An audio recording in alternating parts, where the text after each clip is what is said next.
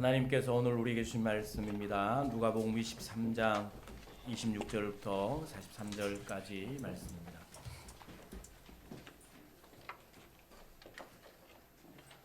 누가복음 23장 26절부터 43절까지 말씀 교독합니다.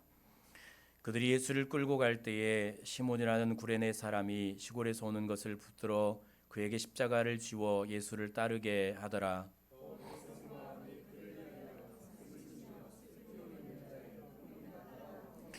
예수께서 돌이켜 그를 향하여 이르시되 예루살렘의 딸들아 나를 위하여 울지 말고 너희와 너희 자녀를 위하여 울라.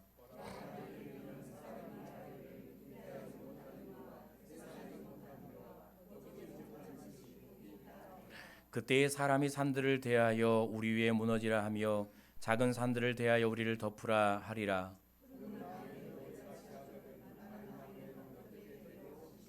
또 다른 두 행악자도 사형을 받게 되어 예수와 함께 끌려가니라.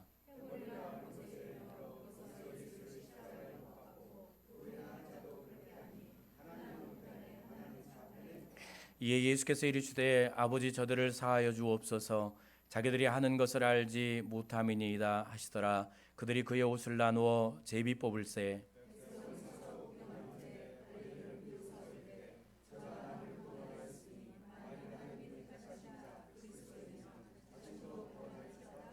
군인들로 희롱하면서 나와 신 포도주를 주며 그의 위에 있는 유대인의 왕이라 쓴 패가 있더라.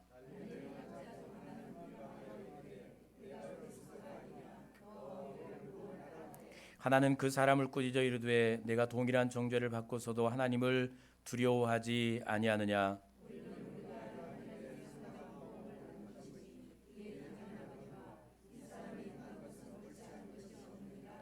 이르되 예수여 당신의 나라에 임하실 때에 나를 기억하소서 하니 예수께서 이르시되 내가 진실로 내게 이르노니 오늘 내가 나와 함께 낙원에 있으리라 하시니라. 아멘. 우리는 지난주에 십자가형을 받기 위해서 고난의 이 골고다 언덕을 오르시며 또 울며 따르는 여인들을 향해서 나를 위하여 울지 말고 너희와 내 자녀를 위하여 울라라고 하신 예수님의 말씀, 그리고 십자가 아래에서 예수님을 조롱하며 못을 받고 비웃는 이들을 위해서 하나님께 저들의 죄를 사해달라고 기도하시는 예수님의 용서의 기도, 그리고 마지막까지 한평 강도를 구원하시고 그리고 천국에 이르는 예수님의 이 모습, 이 과정들 하나하나의 모습을 통해서 바다보다 깊고 하늘보다 넓은 높은 하나님의 사랑, 찬송가 가사처럼 하늘을 두루마리 삼고 바다를 먹물 삼아도 다 기록할 수 없는 한계가 없는 하나님의 사랑의 깊이를, 그 넓이를, 그 높이를 우리는 함께 깨달았습니다. 우리 이 사랑을 이제 고난 주간을 맞이하고 기다리면서 나를 하나님의 사랑을 깊이 깨닫고 묵상하며 또 사랑으로 나아가는 그런 시간들이 돼야 될 텐데요. 오늘 말씀에는 세 부류의 사람들이 등장을 합니다. 첫 번째 부류는 예수님이 골고다를 오를 때 슬피 울며 따르는 사람들, 그리고 십자가 위에 달리셨을 때 십자가 아래서 못을 받고 조롱하며 비웃는 사람들, 그리고 마지막 한편 강도가 있었고 또 예수님께 자신의 구원을 요청하는 한편 강도의 모습을 우리는 보게 됩니다. 이 고난의 현장에서 십자가를 지시는, 살이 찢기고 피가 다 쏟으시는 이 고통의 현장에서, 목마름의 현장에서 담비와 같이 하나님의 마음을 위로하는 한 사람이 여기 기록이 됩니다.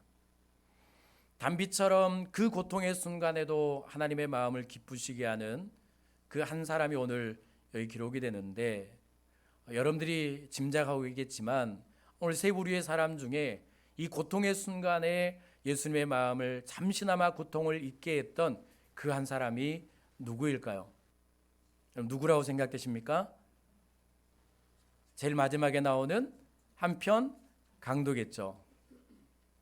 하나님을 부정하는 사람들, 십자가를 부정하는 사람들, 예수 그리스도가 자기 백성을 위해 십자가를 지시러 오셨지만 그러나 그 구원의 은혜를 깨닫지 못하고 예수님을 못 박으라고 소리치는 사람들, 그리고 십자가 아래에서 조롱하는 사람들 틈에서 한 진리를 깨달은 사람이 등장을 합니다.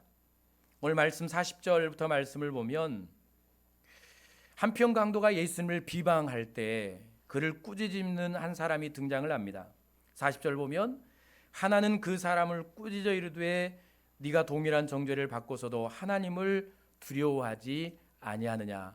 이 사람은 언제 하나님을 알았는지 모르는데 하나님의 존재를 인정합니다. 강도죠. 살인을 했을지 폭력을 행했을지 모르겠습니다. 반역을 꾀했을지. 그런 강도가 하나님의 존재를 두려워하며 인정하고 있습니다.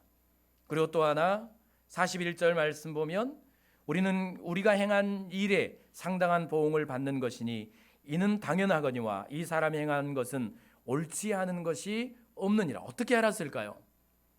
예수님이 행하신 일이 옳지 않은 일이 없다는 사실과 예수님께서는 죄가 없이 십자가에 달리셨다는 사실을 어떻게 알았는지, 이 십자가의 한편 예수님이 옆에 달려있는데 이 고백을 하는 이 한편 강도의 마음, 그리고 이 고백을 듣는 예수님의 마음은 어땠을까? 그리고 또 하나 마지막 최고로 기쁘시게 하는 고백이 나오는데 42절이죠. 함께 읽어볼까요? 이르되 시작. 이르되 예수여 당신의 나라에 임하실 때에 나를 기억하소서. 이 말은 예수님께서 가장 듣고 싶은 말입니다. 그는 어떻게 알았는지 하나님의 나라를 압니다. 그리고 천국이 있다라는 사실을 믿죠. 그러면서 예수님께 부탁하는 것은 예수님, 당신의 나라에 임하실 때에 나를 기억해 주십시오. 이게 무슨 말일까요? 예수님, 당신의 나라에 임하실 때 나도 좀 데려가 주십시오라는 고백입니다. 어떻게 그는 강도로 살았는데, 한평생을 강도로 살다가 십자가에 못 박혔는데 하나님이라는 존재를 알고 예수님이 죄가 없다라는 사실을 알고 그리고 하나님의 나라가 있다라는 사실을 알고 예수님이 자신의 인생을 구원하고 천국으로 인도하실 것이라는 사실을 깨닫고 고백하며 예수님께 요청하는 이 신앙을 소유할 수 있었을까? 그리고 마지막 그는 예수님과 함께 천국에 이르게 됩니다. 단비와 같은 기쁨이죠. 예수님께서 십자가를 지신 이 목적에 가장 맞는 사람 아닙니까? 가장 합당한 사람. 마지막 십자가의 절정, 고통이 최고의 절정에 이를 때 가장 하나님께 기쁨을 주는 한 사람, 하나님을 알고 신앙을 고백하며 천국을 인정하고 그리고 자신의 구원을 요청하는 그 한편 강도, 여러분 하나님의 사랑에 응답한 사람 아닙니까? 진정으로 하나님의 사랑을 깨달은 사람이죠. 하나님이 누구신가를 참으로 깨달았던 사람, 하나님이 예수 그리스도가 이 땅에 왜 오셨는지를 분명하게 알았던 사람, 그리고 자신의 신앙 고백을 하며 함께 천국에 이른 사람, 하나님을 가장 만족하게 하며 기쁘게 하며 하나님의 뜻을 이룬 한 사람, 하나님의 소망대로 구원받아서 하나님 품에 안긴 한 사람, 그 한 사람이 오늘 저와 여러분들이 될 수 있기를 바랍니다. 그러면 그 사랑에 응답하는 신앙으로 서야 되겠죠. 오늘 한편 강도처럼 그는 응답하지 않습니까? 그 십자가의 사랑에 그는 온몸으로 응답을 합니다. 마지막 가장 고통스러운, 그도 고통스럽게 십자가에 못 박혔으니까 예수님보다 더 고통스러웠을지 모릅니다. 그는 온전한 인간이었기 때문에 처절한 고통 가운데서도 그의 신앙을 고백하며 하나님께 영혼을 부탁하는 이 한 사람의 응답처럼 저와 여러분들도 이 하나님의 크신 사랑, 십자가의 사랑을 깨닫고 응답하며 살아가는 그런 저와 여러분들이 될 수 있기를 바랍니다. 그러면 우리를 찾아오시고 생명을 주신 하나님의 사랑에 나는 무엇으로 응답하는가? 무엇이 응답인가? 라는 것이죠. 어떻게 응답하고 반응하며 살아갈 것인가? 헌금을 많이 하면 되는가? 아니면 평생 예배하면 되는가? 아니면 내 전부를 드리면 되는가? 어떻게 하나님의 사랑에 응답하는 것인가? 하나님께로 최고로 기쁨이 되는 응답은 무엇인가? 라는 것이죠. 첫 번째는 하나님의 사랑을 굳게 믿어야 합니다. 나를 향한 하나님의 사랑을 믿는 것이죠. 그리고 그 사랑 안에 내 인생과 내 신앙이 거하는 것입니다. 하나님의 사랑에 내 인생을 의탁하고 하나님의 사랑 안에 내 가정을 의탁하고 내 삶의 형편이 어떻든지 내 삶에 어떤 사건이 일어나든지 하나님의 사랑 안에 내 인생을 두고 흔들림 없는 신앙으로 살아가는 것이 이 하나님의 사랑에 응답하는 것이죠. 여러분, 성자 예수님께서 인간의 몸을 입고 이 땅에 오신 이유를 분명하게 설명해 주는 말씀이 있죠. 요한복음 3장 16절, 하나님이 세상을 이처럼 사랑하사 독생자를 주셨으니 이는 그를 믿는 자마다 멸망하지 않고 영생을 얻게 하려 하심이라. 로마서 5장 8절, 우리가 아직 죄인 되었을 때 그리스도께서 우리를 위하여 죽으심으로 하나님께서 우리에 대한 사랑을 확증하셨느니라. 하나님은 나를 사랑하셔서 예수님을 이 땅에 보내주셨고, 성자 예수님은 나를 사랑하셔서 십자가에서 생명을 내어주심으로 나를 구원하셨습니다. 그리고 하나님 예수 그리스도는 십자가의 죽으심으로 나를 향한 그 하나님의 사랑, 한이 없는 사랑, 끝이 없는 사랑, 포기하지 않는 사랑, 하늘보다 높고 바다보다 깊은 그 사랑을 확증해 주셨죠. 하나님이 나를 얼마나 사랑하시는가를 보여주셨고 증명해 주셨습니다. 왜 그랬습니까? 단지 그 사랑을 알아는 이유로, 그 사랑을 그냥 묵상하며 살아가는 이유로? 그건 아닙니다. 그 사랑을 확증하신 이유는 우리가 하나님의 사랑 안에 거하기를 원하시는 그 간절한 하나님의 소망과 기대와 바람이 있었다는 사실을 여러분 기억하실 수 있기를 바랍니다. 이 사랑, 하나님은 사랑이시라는 사실을 믿는 것이죠. 나를 사랑하시는 하나님께서 나를 구원하시기 위해서 인간의 몸을 입고 낮고 천한 이 땅에 내려오셨고 십자가의 생명을 내어주신 이 사랑, 그러므로 그 큰 사랑에 대한 첫 번째 응답은 요한일서 4장 16절 말씀입니다. 함께 읽어볼까요? 하나님이 시작.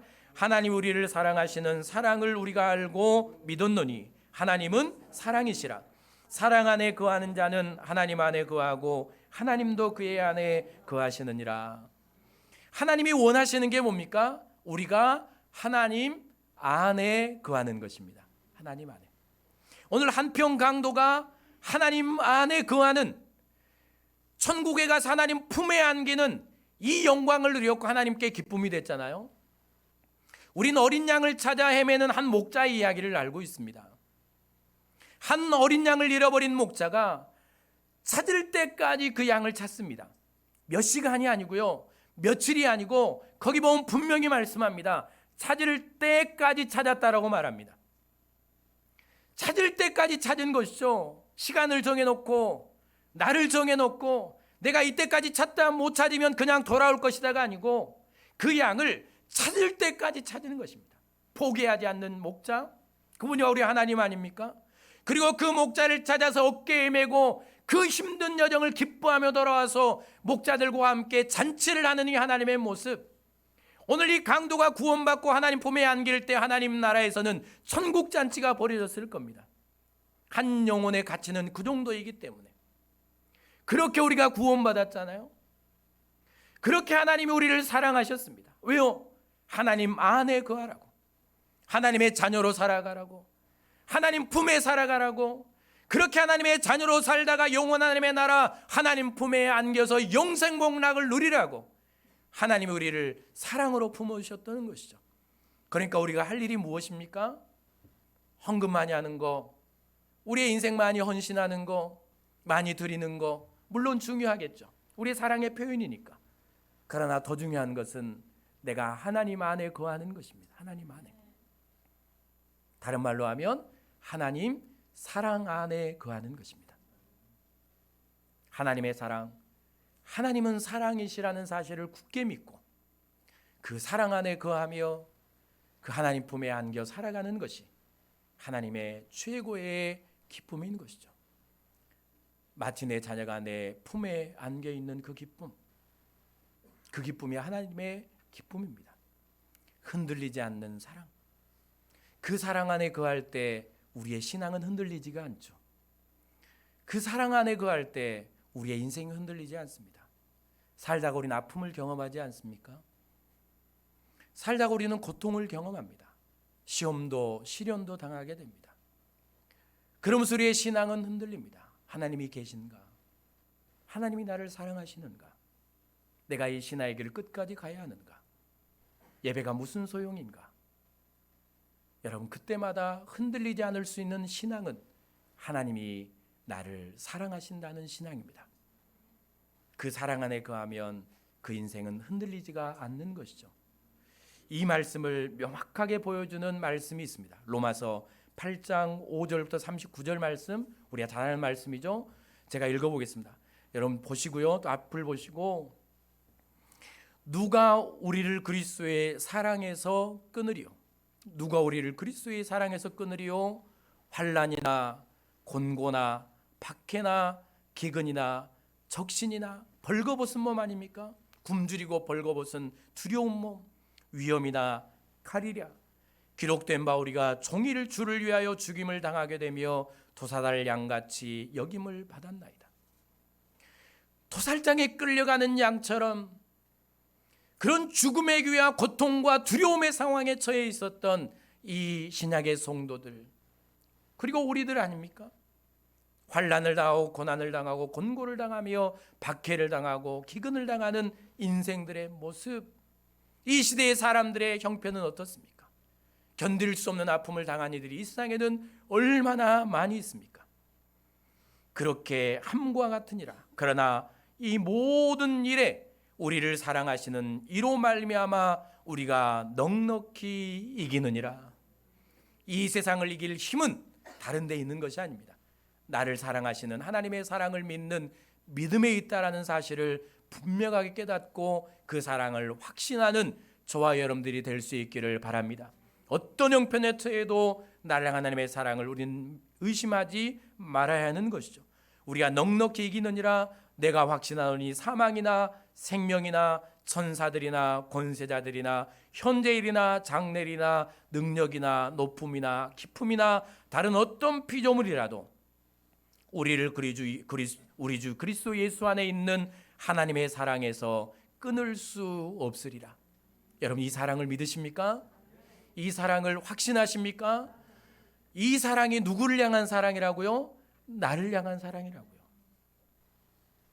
물론 옆에 있는 분도 사랑하시지만 이 사랑의 고백은 여러분이 드려야 합니다. 내가 드려야 할 사랑의 고백입니다. 이 사랑 위에 여러분의 인생을 세우시기를 바랍니다. 이 사랑 위에 여러분의 신앙을 세우십시오. 그리고 이 사랑 안에 여러분의 가정을 세우시기를 바랍니다. 그래야 흔들리지 않습니다. 그래야 무너지지 않습니다. 그래야 우리의 신앙과 인생을 포기하지 않고 내가 이 신앙의 길을 끝까지 걸어서 하나님 품에 안기는 이 영광을 누릴 수 있다라는 사실을, 그리고 하나님의 최고의 기쁨이 될 수 있다라는 사실을 여러분 꼭 기억하실 수 있기를 바랍니다. 두 번째, 사랑의 응답은 무엇일까요?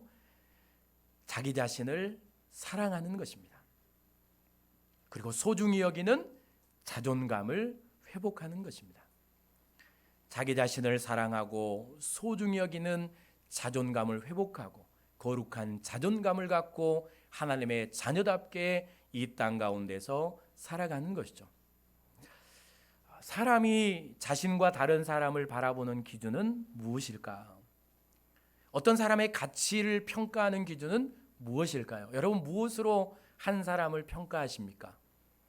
여러분의 가치를 여러분은 무엇으로 평가하며 살아가십니까? 사무엘상 16장 7절을 읽어볼까요? 여호와께서 시작. 여호와께서 사무엘에게 이르시되 그의 용모와 키를 보지 말라. 내가 이미 그를 버렸노라. 내가 보는 것은 사람과 같지 아니하니 사람은 외모를 보거니와 나 여호와는 중심을 보느니라 하시더라. 사무엘 선지자조차도 사람의 외모를 보았습니다. 그의 키와 그의 용모를 보고 이 사람은 이스라엘의 왕이 될 만한 사람이다 라고 평가했던 것이죠. 그러면서 하나님께서 하시는 말씀은 사람은 외모를 보거니와 라고 말을 합니다. 사람은 용모와 키, 재산의 정도, 현재의 직업이나 지위, 명예나 권력, 소유의 정도, 건강 혹은 부모의 배경, 자녀의 학교나 직업, 또 지위 등에 따라서 자신을 바라보고 자신의 가치를 평가하며 살아갑니다. 그러니까 내 가치는 내 스스로 온전한 내 가치가 아니고 내 주변의 것들로부터 내 가치가 평가받는 것입니다. 우리 스스로가 그렇게 평가하죠. 내 외모나 혹은 내 가정의 배경이나 내 부모의 배경이나 내 자녀의 삶의 모습이나 혹은 내가 가진 것이나 내 가정의 모든 상황들, 그 모든 것들이 내 가치 평가의 기준이 되는 것입니다. 그래서 뭔가 나으면 내 부모의 배경이 좋고 내 자녀가 잘 살아가고 내가 뭔가를 가졌고 그리고 뭔가를 이루었으면 그만큼 자신의 가치를 높이 평가합니다. 올라가죠.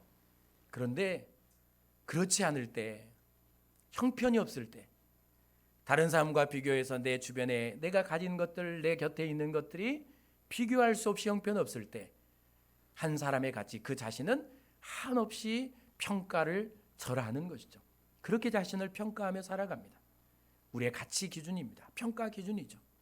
우리 자신만 그렇게 평가합니까? 다른 사람을 볼 때도 그렇게 가치를 매기며 평가하며 살아갑니다. 그래서 어떤 사람은 외모가 좋고 가진 것이 많고 배경이 좋고 뭔가를 넉넉하게 소유했으면 자신의 가치를 한없이 올리고 우월감에 사로잡혀 살아갑니다. 그것까지만 해도 좋은데 이게 더 나가면 사람을 무시하며 살아가죠. 자기의 가치를 높이 평가하는 것까지는 좋은데 다른 사람을 비교하며 우월감에 사로잡혀서 그렇지 못한 사람들을 평가절하하며 살아갑니다. 무시하죠. 요즘 말로 갑질을 하며 살아가는 것입니다. 이게 사람입니다. 사람. 우리는 안 그럴 것 같죠. 나는 안 그럴 것 같습니까? 여러분 그렇지 않습니다. 우리는 누군가 모르게 내 가치가 올라가면 자연스럽게 누군가의 가치를 깎아내리는 그런 모습이 우리에게 다 있다라는 사실입니다. 그러나 이렇게 살아가면 좋은데 누구나 다 우월감에 사로잡혀 살아가면 좋은데 그러나 많은 그리스도인들이 하나님의 자녀로 살아가는 사람들이 자신의 가치를 올바로 보지 못하고 열등감에 사로잡혀서 더 지나치면 우울감에 사로잡혀서 힘이 없는 모습으로 그렇게 하루하루를 자신 없이 살아가는 인생들이 훨씬 더 많다는 사실을 우리는 압니다. 특별히 하나님의 자녀들이 그렇습니다. 여러분 어떻습니까? 여러분의 가치를 어떻게 평가하십니까? 무엇으로 여러분의 가치를 평가하십니까? 무엇이 여러분의 가치의 기준이 됩니까? 여러분이 가진 것으로, 여러분의 외모나 형편으로, 여러분의 주변의 가족들의 형편으로 여러분의 가치를 그렇게 평가하며 살아가고 있지는 않습니까? 여러분, 우리는 그렇게 살아갈 존재가 아니라는 사실을 기억하셨으면 좋겠습니다. 분명히 알아야 될 것은 우리 자신이 하찮거나 보잘것없는 존재가 아니라는 사실. 외모나 재산이나 소유나 부모의 배경이나 자녀의 형편에 따라 가치가 올라갔다가 내려갔다 하는 존재가 아니라는 사실을 확신하실 수 있기를 바랍니다. 여러분의 가치는 그렇게 형편없는 그렇게 가벼운 가치가 아닙니다. 순간순간 여러분의 가치가 올라갔다 내려갔다 하는 그런 가치를 가진 존재가 우리가 아니라는 사실입니다. 그러면 나는 어떤 존재일까? 난 어떤 가치를 가진 사람일까요? 로마서 5장 8절 읽어볼까요? 우리가 시작. 우리가 아직 죄인 되었을 때 그리스도께서 우리를 위하여 죽으심으로 하나님께서 우리에 대한 자기의 사랑을 확증하셨느니라. 나를 구원하시기 위해서 그리스도께서 우리를 위하여 죽으심으로 하나님께서 우리에 대한 자기의 사랑을 확증하셨다라고 말을 합니다. 하나님이 예수 그리스도가 나를 위해서 십자가에서 죽으셨습니다. 여러분을 위해서 예수님이 십자가에서 이 말은 무슨 말인가요? 생명을 주셨다는 말이죠. 돈은 갚을 수가 있습니다. 뭔가 보이는 물질은 보상할 수 있고 갚을 수가 있죠. 비교할 대상이 있습니다. 그러나 생명은 갚을 길이 없습니다. 생명은 어떤 것도 비교할 수가 없죠. 갚을 길이 없는 것입니다. 우리가 가진 가치는 예수 그리스도의 생명값입니다. 생명값. 한 생명을 주고 구원받은 사람이 저와 여러분들입니다. 하나님이신 그분이 자신의 생명을 주고 나를 구원하신 존재가 그런 가치 있고 소중한 존재가 저와 여러분들이라는 사실을 기억하시기를 바랍니다. 우리는 생명 가치를 가진 사람입니다. 바꿀 수 없는, 비교할 수 없는, 갚을 수 없는, 그 누구도 살 수 없는 생명을 주고 하나님께 드려진 생명의 가치를 가진 존재가 저와 여러분들인 것입니다. 히브리서 13장 12절 읽어볼까요? 그러므로 시작. 그러므로 예수도 자기 피로써 백성을 거룩하게 하려고 성문 밖에서 고난을 받으셨느니라. 예수도 자기의 피로써 백성을 거룩하게 하시려고 성문 밖에 고난을 받으셨느니라. 피값입니다. 요한계시록 5장 9절 읽어볼까요? 그들이 시작. 그들이 새 노래를 불러 이르되 두루마리를 가지시고 그 인봉을 떼기에 합당하시도다. 일찍이 죽임을 당하사 각 족속과 방언과 백성과 나라 가운데서 사람들을 피로 사서 하나님께 드리고. 생명은 피로 갚는 것이죠. 나는 예수님의 피값으로, 예수님이 그분의 피로 나를 사서 하나님께 드려진 존재가 저와 여러분들입니다.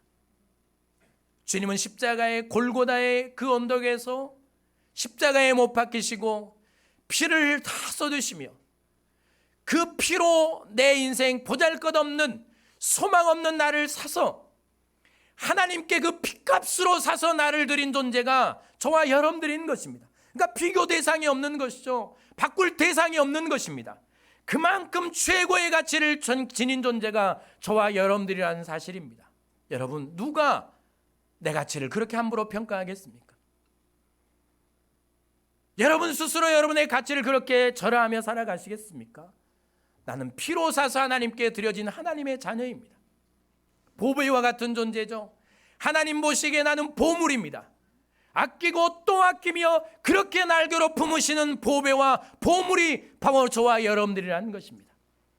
예수님의 피로 사서 하나님께 드려진 하나님 품에 안겨진 이 존재인 저와 여러분들이 우리 스스로를 가치 없게 생각하고 살아간다면 그만큼 하나님의 마음을 십자가의 피를 헛되게 하는 일은 없을 것입니다. 누구하고도 비교하지 마십시오. 무엇과도 비교하지 마십시오. 여러분이 가진 소유로 여러분의 가치를 평가하지 마세요. 여러분의 주변의 사람들, 가족의 형편을 갖고 여러분의 가치를 그렇게 평가하지 마십시오. 우리는 그렇게 가치를 평가할 존재가 아닌 것입니다. 평가할 수도 없는 존재입니다. 비교 대상이 없는 존재입니다. 여러분은 소중한 존재임을 믿으시기 바랍니다. 최고의 가치 있는 존재라는 사실을 여러분 기억하시기를 바랍니다. 여러분 어디에 있든 어떤 형편에 있든 어떤 상황에 있든 여러분들이 가졌든 못 가졌든 여러분 내 가치는 예수님의 생명값, 피로 사서 하나님께 드려진 보물과 같은 존재, 보배와 같은 존재, 하나님의 자녀로 살아가는 존재가 저와 여러분들이라는 사실을 여러분 기억하시고요. 평생 거룩한 자존감을 갖고 세상에서 살아가실 수 있기를 바랍니다. 이게 하나님의 기쁨 아니겠습니까? 내가 자녀라는 확신을 갖고 하나님이 나를 사랑하시고 내가 하나님의 자녀와 보물이라는 사실을 확신하며 어디 가든지 누구 앞에서든지 당당하게 담대하게 여러분의 삶을 살아가는 것이 하나님의 자녀로서의 삶이 아니겠습니까? 내 자녀가, 사랑하는 내 자녀가, 내 생명을 줘도 아낌없는 아깝지 않은 내 자녀가 어떤 사람 앞에서, 어떤 사건 앞에서 주저하며 두려워 떨며 아무 말 못하고 그렇게 서 있다고 상상해 보십시오.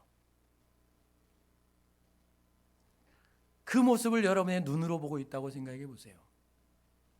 아마 여러분의 가슴은 점이 올 것입니다. 내 자녀가, 내 아들이,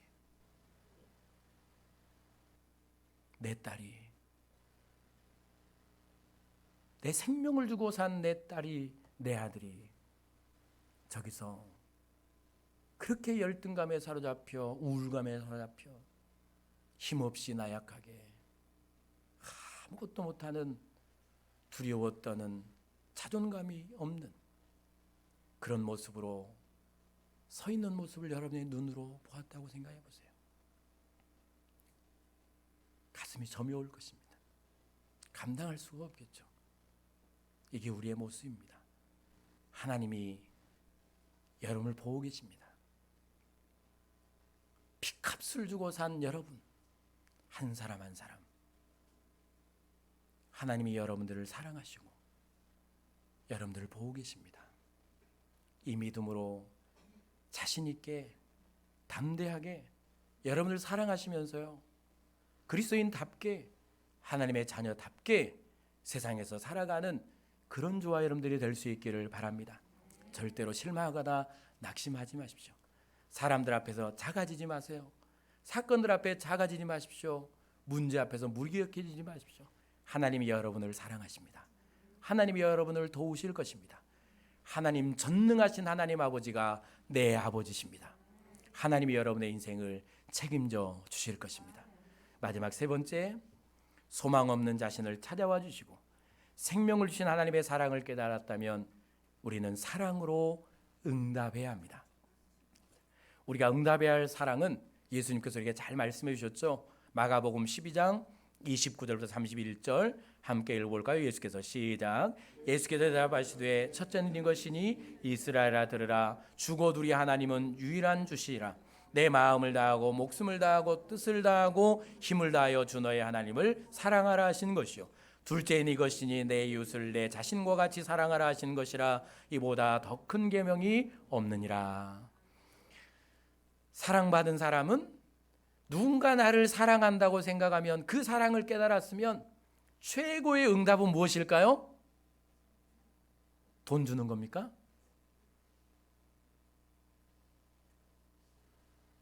사랑입니다. 사랑.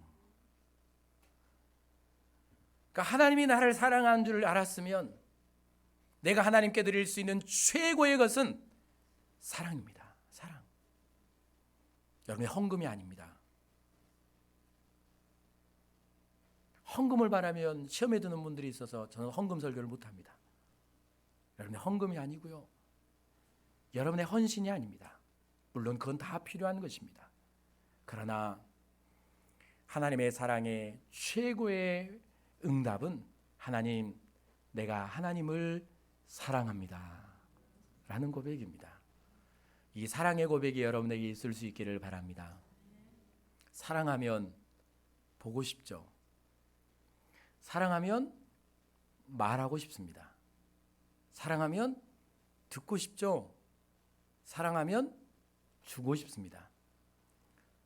그러니까 예배는, 기도는, 헌금과 헌신은 어디서부터 시작돼야 됩니까?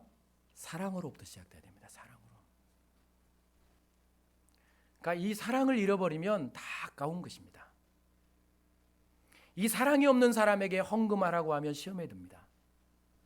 하나님의 사랑을 깨닫지 못하고 하나님을 사랑하지 않는 이들에게 헌신하라고 하면 시험에 들고 떠나갑니다. 강요하지 않아도 하나님의 사랑을 가슴으로 느끼면 자신의 전부를 드려도 아깝지가 않습니다. 이게 진정한 헌신이고 진정한 헌금이고 진정한 드림인 것입니다. 사랑하면 예배하고 싶고 하나님의 말씀을 듣고 싶고 하나님께 내 전부를 말씀드리고 싶고, 그리고 드리고 싶은, 내 전부를 드리고 싶은 예배와 말씀과 기도와 헌신은 다 사랑으로부터 나와야 그것이 아깝지 않고 그것이 최고의 하나님의 기쁨이 된다는 사실을 여러분 꼭 기억하시고요, 하나님을 향한 사랑을 회복하실 수 있기를 바랍니다. 예수님을 배신하고 도망간 베드로에게 찾아와서 아침을 준비해 주시고 예수님께서 베드로에게 첫 물었던 질문은 다른 것이 아닙니다. 네가 사명을 감당할 수 있겠느냐라는 것이 아니죠. 네가 나를 왜 배신했느냐라고 묻지도 않으셨습니다. 네가 나를 사랑하느냐라고 물으셨습니다. 오늘 여러분에게 다 물으시겠죠. 너 헌금 얼마 했니? 너 봉사 뭐 하고 있니?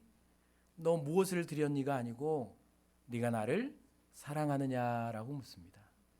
이 물음에 내가 주님을 사랑합니다 라고 고백하는 그런 사랑의 사람들이 될 수 있기를 바랍니다. 두 번째 사랑은 이웃 사랑이죠. 이웃을 자신처럼 사랑하는 것입니다. 요한일서 4장 11절 사랑하는 자들아 하나님이 이가 주를 사랑하셨은즉 우리도 서로 사랑하는 것이 마땅하도다. 하나님은 나만 사랑하시는 것이 아니고 세상을 사랑하셨습니다. 하나님은 나만 사랑하는 것이 아니고 내 가족도 사랑하시고 내 직장의 동료도 사랑하시고 나에게 맡겨진 사람도 사랑하시고 나와 함께하는 모든 사람들을 하나님은 다 사랑하십니다. 그러니까 내가 누군가를 편애한다, 내가 누군가를 같이 절하고 누군가를 사랑하지 못하면 미워한다, 그것만큼 하나님의 십자가 사랑을 헛되게 하는 것도 없다는 사실을 여러분 기억하실 수 있기를 바랍니다. 여러분 사람을 사랑하십시오. 여러분의 인생에 미운 사람이 없기를 바랍니다. 원수와 같은 사람들이 없기를 바랍니다. 그런데 제일 미운 사람이 집에 있고 제일 보기 싫은 사람도 집에 있고 어찌된 일인지 가장 행복해야 될 가정에 제일 미운 사람이 거기 있습니다. 교회에 미운 사람이 있고 원수 같은 사람이 있고 사랑의 은사를 구하십시오. 우리는 다 사랑의 은사가 있는 사람 아닙니까? 이 하나님의 말씀을 들으시고요. 하나님을 사랑하는 사람은 이웃을 자기처럼 사랑해야 합니다. 많은 사람들을 사랑하고 섬기는 저와 여러분들이 될 수 있기를 바랍니다. 최고의 사랑은 무엇일까요? 최고의 사랑. 오늘 예수님이 하시는 말씀을 보면 27절, 28절 예수님의 뒤를 슬피 울며 따르는 사람들, 그 사람들에게 나를 위해 울지 말고 너희와 너희 자녀를 위해 울라라고 말씀하셨죠. 그리고 마지막 예수님은 그들을 위해 기도와 용서의 기도를 드리시고 또 한편 강도를 구원하시는데 자신의 고통보다, 그러니까 십자가의 아픔보다 이 십자가의 고통보다 예수님을 더 아프게 하고 눈물 나게 하는 것이 하나 있었습니다. 그것이 무엇인가 하면 자기 백성을 구원하게 오셨는데 그들이 예수님을 믿지 않고 멸망으로 가는 그것이 예수님이 십자가에 달리시는 그 고통보다 더 크고 아팠던 것입니다. 그래서 예수님은 그들을 위해 나를 위해 울지 말고, 나를 위해 울어지면 그 슬픔이 반감이 되겠죠. 나를 위해 울지 말고 너희와 너희 자녀를 위해 울라. 십자가를 지시기 위해서 예루살렘 성으로 입성하실 때 예수님은 예루살렘 성 앞에서 예루살렘 성을 바라보며 웁니다. 슬피 우시죠. 하나님이신 그분이 우십니다. 왜요? 멸망으로 가는 그 인생들을 긍휼히 여기셔서. 이게 예수님의 사랑이죠. 그러니까 우리가 베풀어야 될 최고의 사랑은 무엇입니까? 한 사람을 구원하는 것입니다. 한 영혼을 천하보다 귀하게 여기고 그에게 복음을 전하고 하나님의 자녀로 나아가서 그가 천국의 소망을 갖고 살아가도록 하는 이것이 우리가 한 사람에게 줄 수 있는 최고의 사랑이라는 사실을 기억하셨으면 좋겠습니다. 이 일을 위해서 우리는 섬기는 것입니다. 이 일을 위해서 사랑하고 이웃을 섬기며 베풀며 하는 것이죠.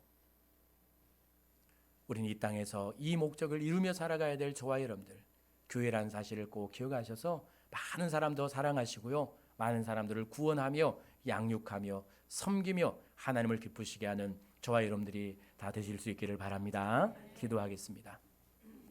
할렐루야. 하나님 감사합니다. 하나님의 크신 사랑을 알아서 그 사랑 안에 거하며 나의 가치를 바로 알고 하나님을 사랑하며 그렇게 남은 신앙과 인생을 승리해 갈 수 있도록 우리에게 은혜 내려 주시옵소서. 감사하며 예수님 이름으로 기도드립니다. 아멘. 우리 찬양합니다.